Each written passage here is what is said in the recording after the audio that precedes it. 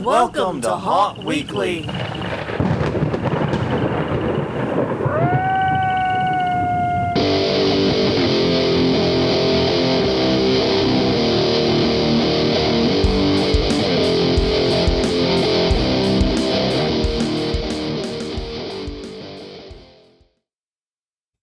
Hello, everyone. I'm Jonathan. I'm Crystal. And this is Haunt Weekly, a weekly podcast for the haunted attraction entertainment community.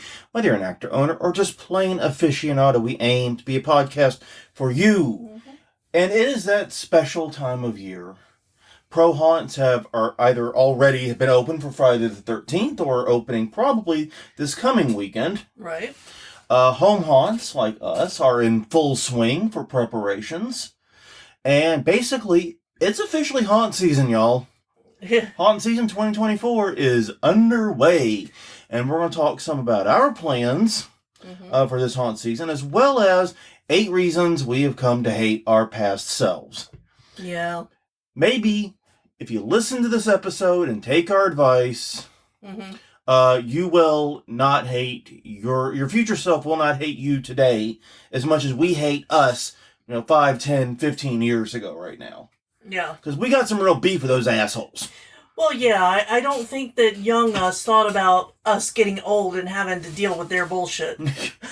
Yeah, the version of us in our 20s was a real dick. I mean, let's just be honest, right? Anyways, but definitely, if that doesn't sound like your cup of tea or cup of haunt, check out other Haunt Weekly episodes at hauntweekly.com, Haunt Weekly on X/Twitter, Haunt Weekly on Facebook, and youtube.com/Haunt Weekly, as well as wherever you get your podcast from. We're going to go into details about work we did for the haunt in a second. Yeah. So we'll skip over that section here because it's part of the main show today. Last week we asked a question of the week. We asked, what haunt should we visit in Kansas City? I've got to be honest, we did not get a lot of feedback.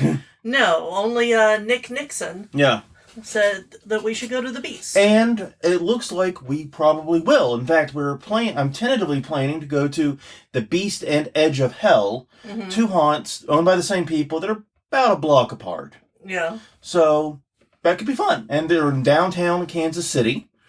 So yeah, I'm looking forward to that. I've read reviews, but we're going to get a little bit more into that trip upcoming. Okay. So as we mentioned at the top of the show, all of 2 minutes and 45 seconds this should go. Haunt season is in full swing. Not much denying that. And for us, construction is in full swing. And we're actually... Oh, that's right. We forgot to do... Thanks. Yeah. Thanks for that. We do got to ask this week's question of the week. Right. Which we're getting ready to jump into ourselves. Is what haunting mistake do you wish you could go back in time and fix? Yeah. Which is what we're talking about this whole episode. Yeah. Sorry, I always do that. Yeah, I know. If you could warn your current self from the past. If you warn your past self. Your past self from the current. Yeah. Yeah, we've got our 8 highlights here. But yeah. What haunting mistake do you wish you could fix? Visit Haunt Weekly at all the places. Leave a comment. Send us an email. We read everything at some point. Anyways, as we were saying, construction is in full swing. No other way around it. The good news is it actually seems to be going fairly well. Yeah. I'm actually very happy with the progress. Yeah. I'm a little panicked about time still. Me too. But not as panicked as I was. Yeah, and whenever we get down to number 8, I will explain why I'm not as panicked as I was a week ago. Yeah. But basically, we've pretty much finished all the demo that we had to do. We did a lot of that actually over winter. We got a lot of the initial demo done in winter. That was the one thing we were very good about doing during the not hot season. Yeah, now we did change our plans some and still moved 5 walls this weekend. Yeah. But, yeah. Basically, the entire back half of the haunt is being rebuilt. And part of that was, we took apart one of our oldest scares. Originally, it was a disappearing wall. It's an 8-foot by 8-foot frame. Yeah. It was originally a disappearing wall. We then repurposed it as a giant breakaway wall. Right. which was a pain in the ass for the actors to use, but did create quite the hell of an effect. People were scared. But we decided to do away with it for myriad reasons we'll actually get into in the main body of the episode. But we had to take it apart. Yeah. We had to literally destroy it. And so that was one of my projects one day as well. You were chopping wood and putting in supports, which is another part of this. Right. I was put in charge of taking that apart and salvaging what wood could be. And it turns out, thanks to all of the, probably about a decade of abuse that thing took, some of the wood was still good, but a lot of it clearly had been rattled. Yeah, it's going to be mainly used for support pieces and scrap. Yeah, it's all scrap now, pretty much, basically, which is fine. We do have a good, healthy need for scrap. We have all but 2 of the walls back in place. We got a few skins we have to put back. Oh, but 1. Well, I have 1 wall to go. Okay, I thought we had 2. No. But either way, that we've made a ton of progress in that space. Yes, we have. So we're going to finish putting the walls in place probably tomorrow and Thursday. Right. And then Friday, Saturday, Sunday, we're working on the yard display. Mm-hmm. We're going to get that up. Now that we seem to be out of the path of Hurricane Helene. Knock on all the wood. I mean, do all the things. Our thoughts go to our friends, including the Muleburgers, who are in the path of it right now. Right. And that's the thing that sucks about hurricanes is, we know people all over the Gulf Coast. So anytime a storm enters the Gulf Coast, someone we know, if not us directly, will be in the fire of it. Right. And I'm sure that we'll have someone in the news that will have a shorter season because of it. Or possibly even no season. Right. So yeah, hopefully this turns out to be a big nothing burger, and it passes like a fart in the Gulf it should be. Yeah. But I'm looking at these intensity forecasts and I'm getting nervous, I got to admit. But still, hoping for the best, preparing for the worst at all times. But yeah, we got almost all the walls in place. We're going to finish that over the next couple weeks. Then we got to do the yard display this weekend. A little bit rough because we only have 1 weekend to really dedicate to the yard display. Right, and usually we have 2. Mm-hmm. Yeah, we only have 1 weekend this year because the weekend after it, the first Friday, Saturday in October, basically, we are making a trip. Now, the main purpose of the trip is our stepson's baby shower. Right. The baby shower for our step-grandson. Yeah. Is being held that Saturday. Or Sunday now. It's Sunday, isn't it? It's Sunday. It's the 6th. Yeah, Sunday the 6th. But in typical, hey, if you're going to hold an event in October fashion, we're giving ourselves a little bit of extra time. We'll be leaving, we think, Wednesday, because we're going to go via Kansas City to hit a few haunts in that area. Now, the tentative plans are Thursday, we're going to hit the Beast and Edge of Hell. Like I said, they'll be both open that Thursday. And I'm looking for other haunts that have that day open too. Then on Friday, we're going to Exiled KC, which we talked about the Darren Lynn Bozeman haunt. Right. And talked about how I'm literally sitting underneath a lettered sign by him. And so, yeah, this is a big deal. We're trying to figure out which of the packages we're doing. Right, and it may be that we do different packages. I mean, it may just be that that's what we have to do. Yeah, we'll figure it out. We're going to talk about it. We haven't made any firm plans yet, but we're going to do that. And possibly, if we're done with that early enough, hit another haunt in that area. I found a couple others that were close by that we'd be able to hit on that Friday night if we get out early enough. Yeah. So, basically, we're planning on hitting somewhere between, we'll say, 3 to 5 haunts in the Kansas City area over Thursday and Friday. Then Saturday, we're driving, eastward now to get to St. Louis. Right. And in St. Louis, we're going to spend our Saturday night revisiting one of our favorite haunts of all time, Waterloo Sportsman Club. Yes, and Ellie's family is going to join us for that. Yeah, it's going to be a lot of us there. We're bringing a crew there, basically. Yeah. So we're expecting to bring between 6 to 10 people.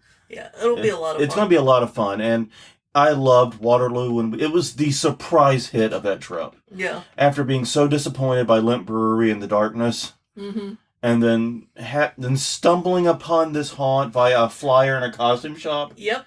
And then just going, fuck it, let's go. And then we went and just had an amazing time. It's a huge trail haunt, like a multiple mile long trail, beautifully lit, beautifully maintained, with lots of creative scares. And apparently it's one of the longest running haunts in the country. Yeah. And I figure, even with it being so close to St. Louis, we would never probably get to do it again because they run so few nights. In fact, this season, they're only open 6 nights. And we happened to be in town for one of them. We're the second night. So, they don't open Halloween weekend. Right. They don't do anything Halloween weekend. So they're open the first 3 Fridays, Saturdays, and that's it. So that's pretty wild.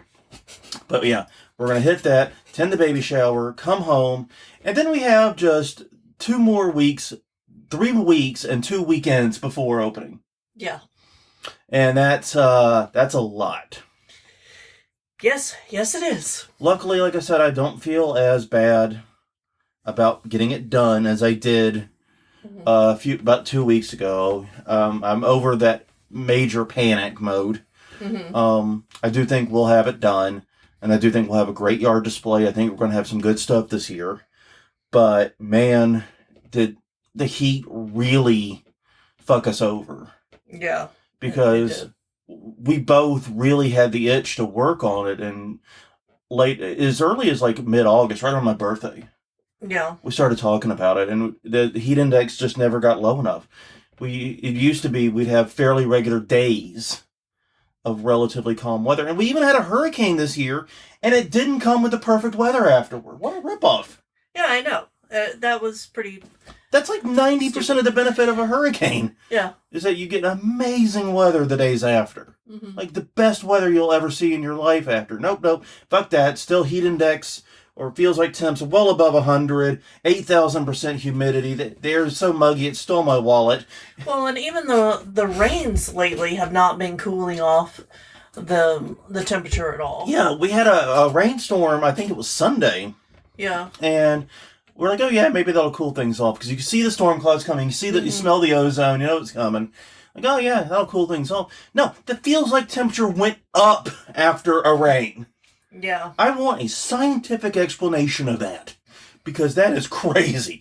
It shot up like 5 degrees. And the air was already humid as fuck before it. So yeah, that pissed me off. But anyways... So we are very excited about this trip. It's not going to be a big, huge trip like the Atlanta one or the Chicago one. And we're definitely not going to be able to hit all the haunts we quote-unquote want to, simply because we only realistically have 2 nights, and it's a Thursday, Friday, which is kind of eh. Well, and if we find something else Saturday that we can go to, we'll go to it. But, yeah. But we'll be in St. Louis by then. We need to be in St. Louis by then. Yeah. And since the primary focus of this trip is the baby shower, yeah, that has to come first. Right. So we'll skip a few haunts. I'm sorry if we skip one that either you're at or you're passionate about, but just know that it's not. This trip is short, and will not be one of our mammoth go all out, crazy go nuts, hit every haunt we can find in the city trips. No. Like we did with Houston or Atlanta or Chicago, etc. Yeah, it's just going to be a flyby. Yeah. We'll get what we can, and probably I really think this trip is going to be more determined by what we can get to rather than what's the best. Right. Geography is going to be more important, basically. And who's open on the random days that we're there. But yeah, anyway, construction. As we said, construction is going on.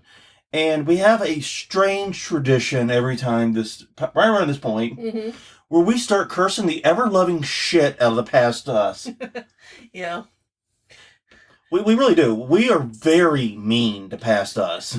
Well, they deserve it. I mean, to be fair, they do, yeah. They're dicks. They didn't think about the random eggs and shit that we would have when we got older. I think of all the times... when building a haunt, we said, well, that's a future us problem. And now we're future us, and we're pissed. Yeah. So, yeah. But we're always cursing our past selves. We're always cursing ourselves for dumb decisions we made, the stupid ways we did things, etc., etc., etc. And so basically the point of this episode is to cobble together 8 ways, 8 that have we really come up this season. All of these have been very prevalent this season, but I think any of these 8 can come up maybe last season, the season before, etc. Yeah. So yeah, any of these can be blah blah. That train derailed. Okay. Any of these can come up at any time. Yeah. And they some of these we've mentioned before on different lists. Yeah. Of tips and tricks and things like that. But yeah, so we're just framing some of these a little differently is what it comes down to. But yeah, all of this is going to be construction and design stuff. So if you're not a builder or a designer of a haunt, then maybe this won't be the most interesting episode. But at the same time, you'll get to laugh at our past stuff and how stupid we were. So I don't know. I think it's pretty entertaining. All right. Number 1, and the mistake I think I really do regret the most. Mm-hmm. OSB versus plywood. Mm-hmm. Now look, we have been very skint in years gone by. No. We've literally, like the years we did most of the original building of the haunt, like getting these panels done, we were literally using every penny we had in the haunt. And every penny counted. Yeah, and by every penny we mean doing the dumb thing that you absolutely should not do of maxing out your credit cards to build a haunted house that's free. Yeah. So, one of the things that we did in the early years was we tried to save money on materials by getting the cheapest, we'll say, paneling possible. Yeah. And we purchased OSB. Now, if you're unfamiliar with OSB, OSB is known as it's object straddulated board. I'm trying to remember what it stands. It's an acronym, but basically what it means is that instead of having a solid piece of wood, they take a bunch of tiny wood chip type things and glue the shit out of it together. Yeah, so it's not a smooth surface to start from. No. And the thing about it is, I actually looked this up on Home Depot before we started working on this and realized we were only saving $2 to $3 per sheet. Yeah. And not much. Like the very first we did, which I think might be better than OSB, but not as good as plywood, was masonite boards. Yes. But they are now more expensive than plywood. Yeah. Because I recently checked those. Yeah, masonite is now considered a finishing wood, I believe. Yeah. When we were, I don't know if maybe like it got reclassified or what happened, but she's absolutely right. Because I remember when you did your painting your show in college that you were required to do for your degree, you bought masonite because it was like $10 a sheet. Yeah, $10 or less. Yeah, it was silly cheap. And these days masonite is not silly cheap. Yeah, it's more expensive than the thin plywoods. But basically everything about OSB sucks. Yeah. And I'm just going to say it now. There are, other than that $2 to $3 savings, which really does not matter on the scale we were buying it, and probably unless you're buying literally hundreds and hundreds of these, won't even be a noticeable financial difference for anyone else. It sucks because first and foremost, it is heavier. It is so much heavier. Even the same thickness because the glue what is so dense and heavy. We have a piece of OSB we got to get rid of, and that's one of our projects tomorrow or Thursday. And I'm not looking forward to moving that motherfucker. No, not really. It's heavy, and it's even heavier now because it's goddamn wet, which gets to another problem with it. If OSB gets water anywhere near it, it starts to deteriorate like that. It is not durable. Plywood can take some beating. Or I'm sorry, I should have referred to plywood as sheathing, but nobody does that. No. No haunter does it. The other thing with OSB is that it is more prone to splinter. So if somebody runs their hand on it while they're running through your haunt, they could get The splinter, splinters, yep. so it is a little more dangerous for the customers. And even if they don't get a splinter, they're still very likely to knock some of those wood chips off and destroy whatever paint job you worked your ass off to get on the goddamn board, because it doesn't take paint. No, it takes 3 or 4 coats to get it even. Because that's the thing, there's $2 to $3 you quote-unquote saved. Yeah. Probably got eaten up in the fucking paint. Yep. Exactly. And if it didn't get eaten up in the fucking paint, it got eaten up in the fucking medical bills trying to haul that shit around. That and the time. And the time, yeah. So I believe, my personal belief now is, after working with both extensively, that the plywood, the sheathing, whatever, is much cheaper for haunts, just because of all the reasons we said. And like I said, that $2 to $3 savings per panel, per sheet, ain't worth it. No. It just ain't. And also, it does not cut well. No, it doesn't. Our table saw that we have kicked it back at us. Yeah. Plywood sheathing, no problem. Right through. Right. Every time. Beautiful. But OSB, no sir. It will refuse to take it. I don't know where the fuck it got so judgy. But it's because it's denser, it's thicker, and that particular saw cannot handle it well. And it's unpredictable when cutting it because of... It's uneven. Exactly, because of all the chips and the way that it's compressed. Yeah, OSB is just terrible bullshit. Do not buy it for your haunt. Spend the extra $2 to $3. If you're broke and you're just trying to get by, I understand. I feel you. We've all been there. But man, that is not where you want to save your money. No, and because... Here's the thing, is that it'll last longer, the plywood will, than the OSB. Absolutely. And especially if you're like we are in a humid climate. Yeah, you'll be able to reuse it over and over and not have to deal with the stupid shit that we've had to deal with. Yeah. We've been cycling all the OSB out. In fact, I think we're getting rid of the last of it this year, finally. I hope so. We keep finding pieces of it. Yeah, well, we'll get down to that in just a little bit, about why we keep finding pieces of it. Yeah. That's another item on this list. But yeah, it is so bad. And the other thing about it is, you talked about reusing it over and over and again, which you're right. One of the reasons you can use plywood over and over and over again, though, is because it takes paint so well. You can just recoat it. You can recoat it until you're tired of recoating it. OSB, once you get that first coat on, good luck getting a second. Yeah. It gets even harder to paint with the second and third iterations. And no, I don't know why. You would think that wouldn't be the case, but it is definitely true. I think it's because you have to put so much of the first coat on that it always shines through the second. Yeah. Anyways, number 2. Number 2. Our frustration this year. The Great Screw Divide. Oh, man. So, this one's not completely on us. Yeah, I can't take total ownership of this. No, when we started, there was basically Phillips head and that we used. Yeah. Flathead. Some stuff did come in flathead at the time. Yeah, and we got a great deal that was an accidental purchase. It wasn't on our side. They had marked down these giant contractor tubs of screws incorrectly. Yeah, they were supposed to be like a couple dollars per pound. Yeah. But they put the per pound price in for the actual price, so they rang up for like $3 for a 40-pound thing. Yeah, and we did ask them to make sure that was the correct price before we bought, just so you know. And literally, we grabbed all we could carry. Yeah, so we used those for years, but then we found out about Torx bits. And I will say this: if I were starting over, if we just yeeted everything we've done and started over, everything would be Torx bit. Yeah, including concrete screws. They now make them that way. Yes.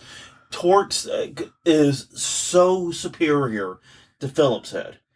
But the problem is, so we started making the switch to Torx about 10 years ago.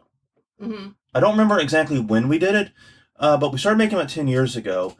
And even now, we are constantly having to switch bits to go back to Phillips head, or God help us, we run into anything your dad put in with a square head. Where the fuck do you even find those? I don't know. I mean... But yeah, it was, it's always a mystery what kind of screw we're going to find. And so we've had to devise ways with our impact drivers and our drills to kind of staple the other kind of bit to it. It's mostly Phillips and Torx, and it's getting to be overwhelmingly Torx finally. But as we move those walls that hadn't been touched in eons this year, we talked about that in the last episode, Right. and why that was such a hassle. It was all Phillips heads, Phillips screws. Yeah. And if we ever take those frames apart, that's going to be Phillips head as well. Absolutely, yeah. And they're not going to have the other thing we're going to be talking about in a minute. But yeah, the main thing, go ahead. And the reason that Torx is better is because it's harder to strip them because there's more places for the bit to grip. Yeah. And, I mean, I'm not going to say they're impossible to strip. We have stripped a few. But once again, having worked a lot with both, I will say that I have stripped probably 5 times as many Phillips head screws as Torx. I would agree with that. Probably at least 5 times. I mean, though, once again, we'll get into why there may be a cheat code there. Yeah. Because the third item on the list is putting washers on screws. Ladies and gentlemen, I cannot stress this enough. Yeah. This is another one of those areas where spending a little bit of money will save you so much time and so much money, I would argue. Yeah, and I would order your washers online. Yeah, don't Home Depot this. Yeah, Home Depot doesn't have a good price. I think Walmart locally is. Yeah, Walmart actually has a decent one. When we've had to randomly scramble to get more. Yeah, Walmart had a decent price, but the best price is always going to be, I believe we used the number 10 washer. Just a tiny little washer, fits around the screw but not the head. And the reason we do that is because we have to have the mindset that everything at some point it has to come apart. Yep. So this is especially true for the screws you put in connecting your panels. Right, exactly. It's especially true for those, but we also do it when building panels now because those might have to come apart someday too. Everything is temporary in this. It's one of the attitudes we had to get into. Yeah, and this was something that I picked up on a YouTube channel a long, long time ago. It was it Garage of Evil? I don't know. I don't remember. It was a. But basically, these guys in the YouTube channel. I remember the video. Yeah. 'Cause I saw it and went, "Damn, that's smart." I know, right? They were building a pallet maze. Yeah. And having to do a lot of intricate connections with the screws, and they're like, every screw gets a washer, and I'm like, why would you do that? And then they're like, so you can back it out easy. The screws don't get countersunk, and you don't strip them trying to pull them back out. Right. Oh, and the very next fucking day, I think we went out and bought the biggest pack of the washers we could. Yep. Oh, man. And honestly, it works. Yeah. It is such a cheat code because, the main thing is it prevents the screw from getting sunk in too deep.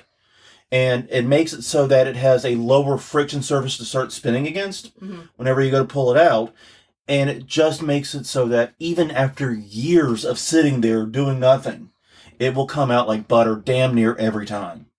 Yeah, now I will say that I do like the larger diameter washers. So that if after years of paint, you can still find them. Yeah, that's a good point too. Yeah, because we just took some out of ones that had a little bit of the spray foam. Yeah. On top of it for padding. Yeah, I can definitely see the merit of doing it that way. Yeah. We typically use the smaller ones just to avoid it from sticking out too much or being too intrusive. And they're cheaper. Especially, once again, if you buy them by the fuck ton on Amazon or something like that. No. But my God, this is such an amazing thing. When we learned this completely changed the way that we built our stuff. And now, obviously, not every screw needs a washer. For example, if you're using a bracket and it's going into metal anyway, basically. Yeah.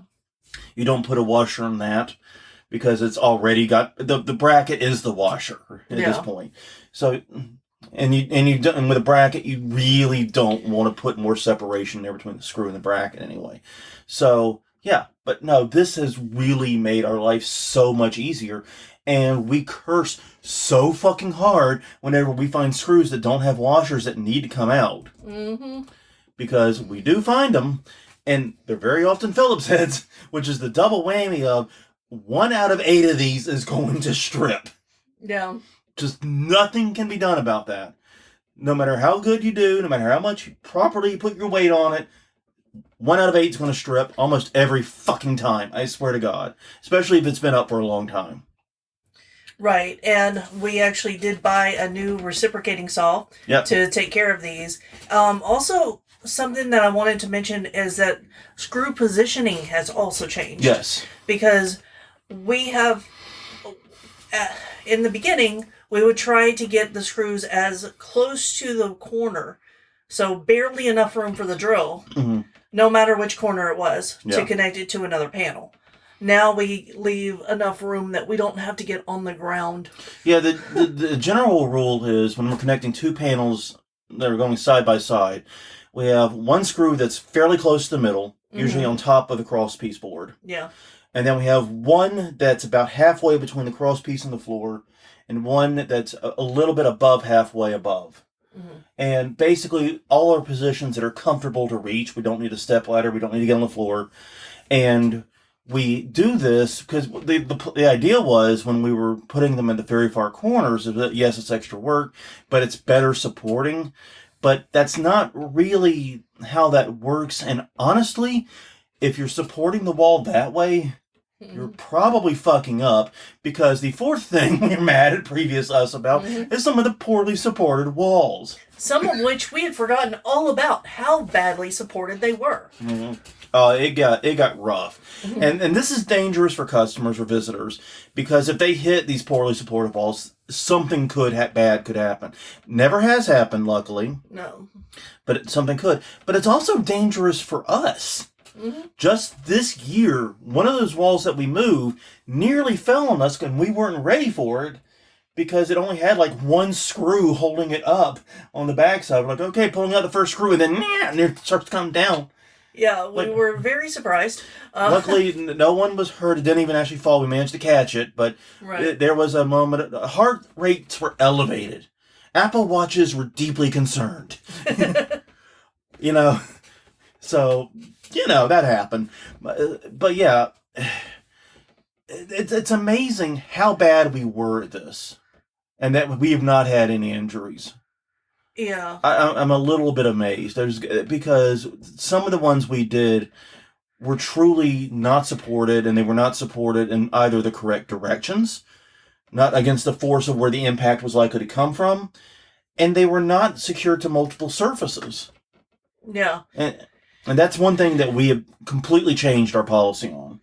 Right. And in fact, this year we've moved some walls around so that 8-foots can be connected to 8-foots across the thing. And basically the entire haunt from one side to the other can now be connected in one structure. Yeah.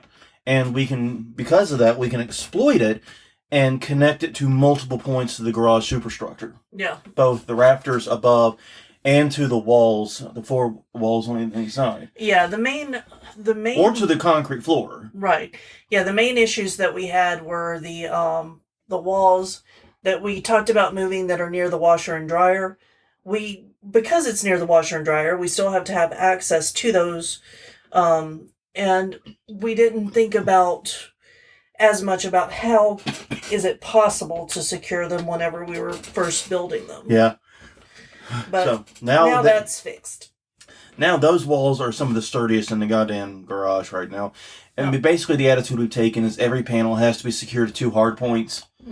And I've been going around the haunt while working and just like nudging, kicking, and shaking walls.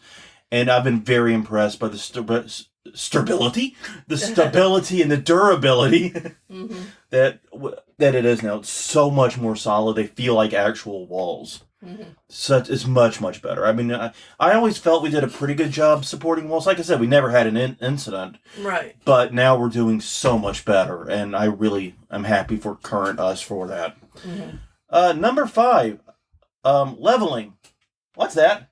I don't know, but you always bitch about it. Well, I want to say this. When we took down that disappearing / breakaway wall from we checked before we undid it. It was literally level on 0 axes.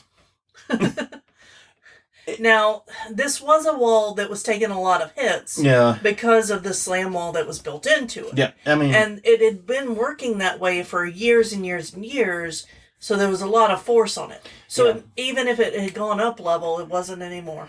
No, literally none of the axes Yeah. was it anywhere near level. And but that wall, yeah, you're probably right. It probably was at least more level when it went up, and it probably got twisted and torqued a little bit during operation, which that's going to happen. You can't really do much about that other than check it and re-level it, or level plummet and all that stuff. But the main problem we have is that we would be very loose with our leveling. And part of the problem is the garage ain't doing us any fucking favors in this space. No, right now the walls are now level, but there are 3 walls that are off the ground. Yeah, and that's because if you are facing the garage, the right-hand side, literally all along that wall, is really unlevel. It goes down about an inch it's got a very, very drastic rise and run there. It goes down about an inch over a foot. The floor in the center, relatively level. Floor on the left-hand side, level-ish. But level enough. But that one section really is poorly level, and we just never really addressed it. And one thing we may want to do if we're going to continue doing this for many years is pull everything out, get some leveling compound, and re-level that section. Just so that we don't have this problem year after year after year. But, I mean, the bigger problem we had, though, was we were just slapping walls in place and not really giving a shit if it was level or not. No. And the problem is, if you make a mistake with leveling on one wall, anything you attach to it, either through a support piece or butt up beside it, is going to be equally unlevel. It's a problem that sort of grows and gets exponentially worse as you put more stuff down. So one of the things we've gotten better at is being much more careful with our leveling and making sure that everything is level, plumb, square, all that good stuff, and doing as good of a job as we physically can with our wonky-ass garage. And so that way we don't fuck up everything in the haunt by just ignoring it and being a little slack about it. Oh, yeah, number 6 is fun. Number 6, electrical stupidity.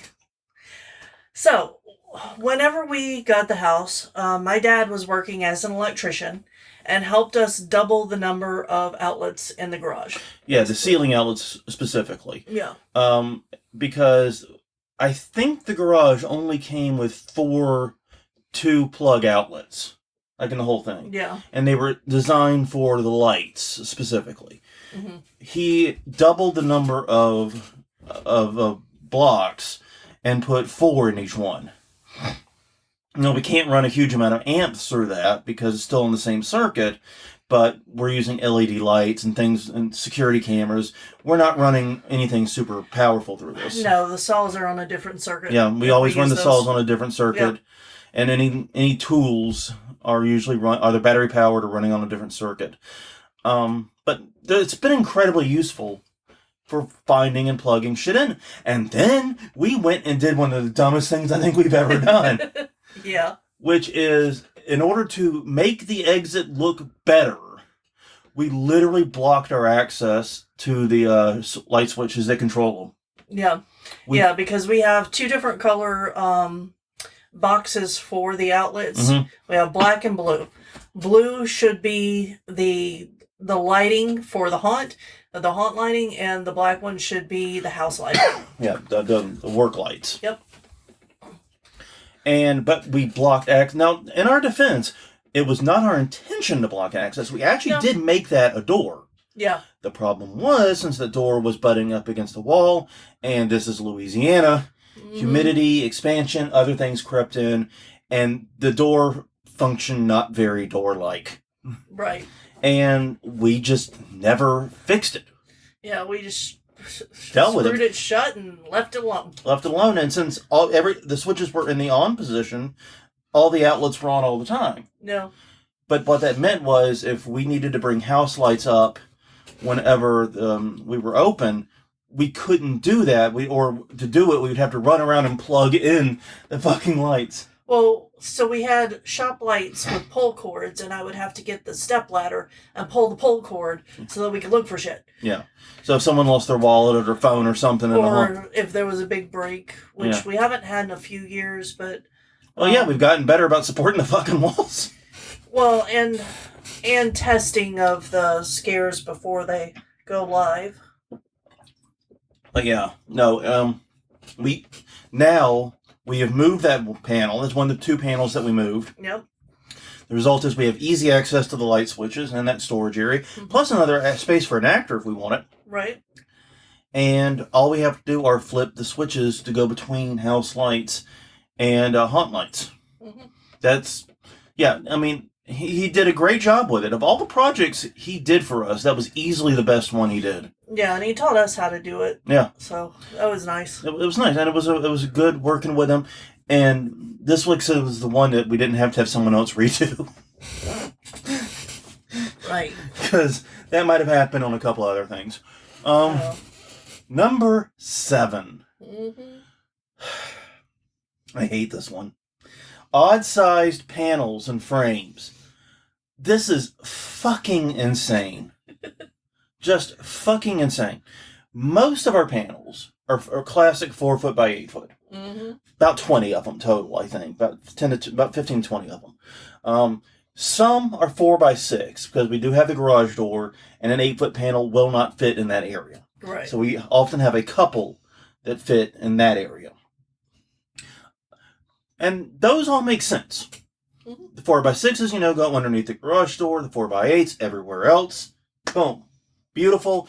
Everything's logical and makes sense. Wait, why the fuck is there a 2 by 8 and a 3 by 7 panel? And then an 8 by 8? Why the fuck? Yeah.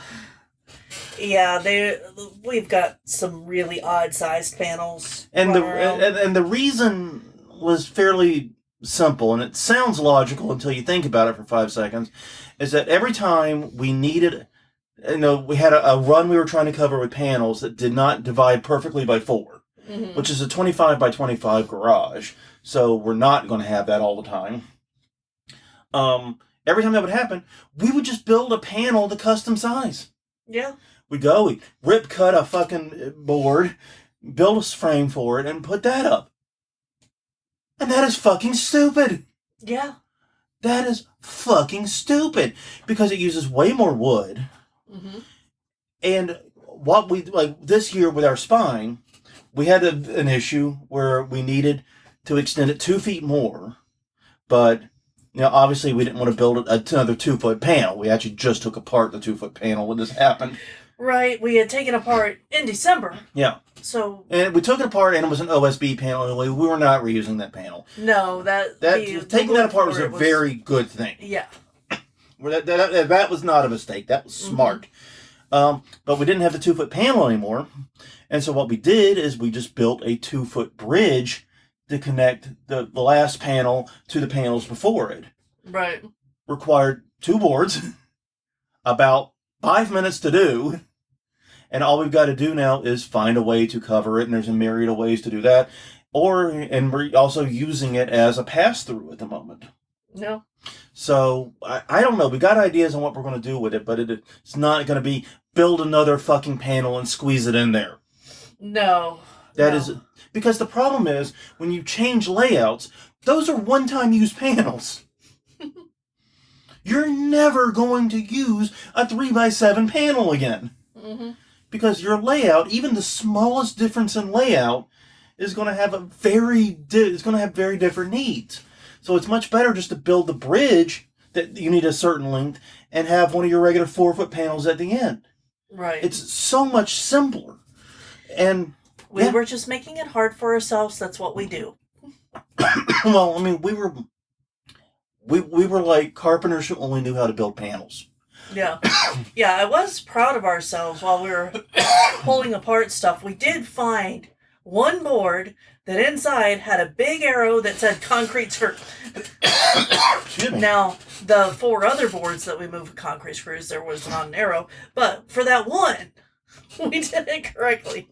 Yeah, you can tell which past us had dealt with even more past us. Yeah. And was trying to have some kindness to future us. Yeah, and that is something I would say to do is put, instructions for yourself inside your walls.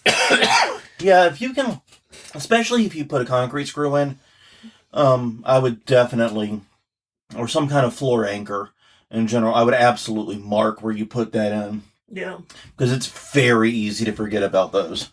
It's easy to forget, and once the dust and stuff gets inside of there, Oh, yeah. they're hard to see because they discolor over time. Yeah, and the blue screws that we get are also harder to see for us. Mm-hmm. So, yeah, that was a very good thing. But, yeah, odd size frames and panels, it's like the land of misfit panels here.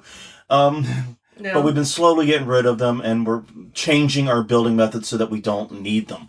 And it's so much simpler this way. My God, so much time and money is saved by not building full panels to cover random gaps. Yeah. Okay, and number 8. Finally. Wrapping up. Yep. Detailing. So, early on, I would, get it in my head that every inch was going to be detailed. And if you can pull that off, it's amazing. Like, great. It is great.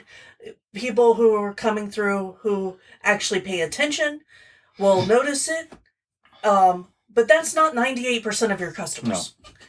No. 98% are not going to notice all the small details. So one of the things I've had to learn over the years is to roll with the punches, reevaluate, see what actually is possible. And what's important. And what's important to get the point across of the story you're trying to tell.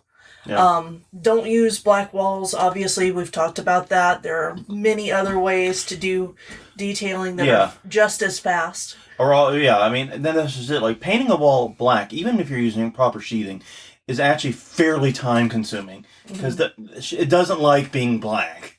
But there's a million other things you can do to that wall, that blank canvas of a wall, that, like you said, don't take much more time and would add a lot more of an effect. Like, honestly, one thing you can do is don't paint them black, paint them white or off-white, and use lighting. Yeah, we talked about that in our Don't Paint It Black episode. Yeah. But no, lighting does so much of the work for detailing, too. And really lighting is something that can be done very fast, especially these days where you have programmable LED light bulbs that are stupid cheap. Mm-hmm. You just, get that. You can go, maybe this room will look better in red. No, yellow. No, God, that's pea. Green. No. No. You can sit there and just go through the colors and see how they change the room. You can, if you have a room with white or off-white walls, you can literally make that room whatever you want with the push of a button. It's kind of cool. Yeah, and we're actually thinking about using something to change the lighting in a room completely as people go through it. Yeah, we got we got an idea here that's pretty cool.